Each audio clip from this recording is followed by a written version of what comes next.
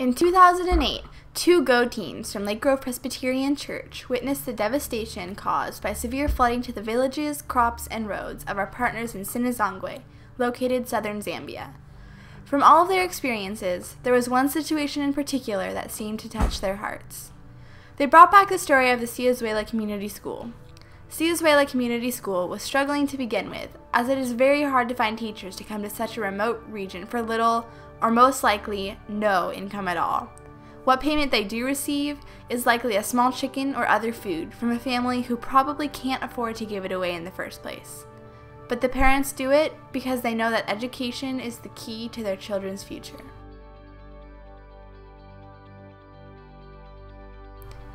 During the rainy season in 2008, school was demolished by the floods. Today, 300 children attend classes under a big tree with makeshift chalkboards or in an unsteady shelter that would certainly fall down in a heavy wind. 4 students sit at a badly warped and water-damaged desk made for 2. That is, if they are lucky enough to sit at a desk. Most kids sit on the dusty ground, but the children do it because they know that education is the key to their future.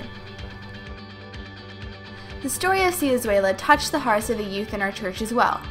As students, we were struck by the contrast between those who have so much and those who have so little. We decided to come alongside our partners and help. Enter the CARE project. The youth at LGPC established a goal of raising $30,000 to rebuild the Siazwela school and to provide the children with the essential supplies necessary for a good education. We began with an awareness campaign designed to demonstrate what conditions were like for the Siazwela students and what it would take to rebuild. We have a bill of materials with everything necessary to rebuild the school. We were amazed at how little the individual parts cost and asked people in our congregation to sponsor things such as a can of paint, a bag of cement, a lock for a door, or a hammer and some nails.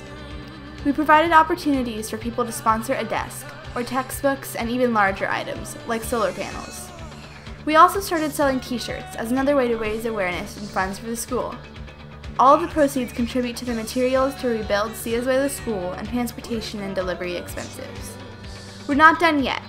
We've raised almost all of our goal, but still have more work to do. We have another Go team heading to Zambia in July, and we hope to have them take a message to the school that we're ready to build. Recently, we had the pleasure to host Betty Mbewe, the World Vision Area Development Manager for the Siazwela region of Zambia. I met her last summer on my trip, and I was happy she could be here to talk to our NTOS group about how our efforts will affect the lives of the kids in Zambia. My name is Betty Mbewe. I'm the ADP manager for Siazwela, Zambia.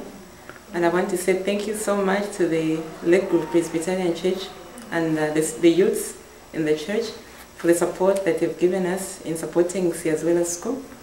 This school was started by the community, and if you look at the structures, they're really in bad shape. But we want to say thank you that the young people are able to see a need in other people's lives that they do not have themselves and be able to extend a hand of help. So I'm very grateful that this support will go a long way in ensuring that the people of Siazwela have a bright future. And particularly for the girls, I'm very excited because in Siazwela and many other rural parts of Zambia, girls tend to be the victims of dropping out of school much earlier. By the age of 14, most of them will have gotten married or they're just at home helping out with their parents. So I'm very grateful that I'm among the few females in Zambia that have been able to have a higher education. And I know that with the support of this school, this is a stepping stone, a starting point for hope for these girls, because then they'll be able to have the basic education that will help them go up to even higher education. With an improved school structure, I think they'll be motivated, and even the teachers are going to be motivated, because it's one thing to go to a school knowing that I'm going to sit on the floor, probably the teacher will be half concentrating as they teach, but knowing that when the school is in good shape and there's a better structure, then everyone looks forward to going to school, no matter how long the distance may be. And also it becomes an incentive and a blessing to the teachers that are able to teach in such a school. So once again, I want to say may God richly bless everyone that has been involved in supporting this noble cause, because the Bible says faith without action is nothing. So I want to say thank you to the church and to the youth for putting their faith in action by demonstrating this act of love, of giving hope and a future to a Zambian. Thank you.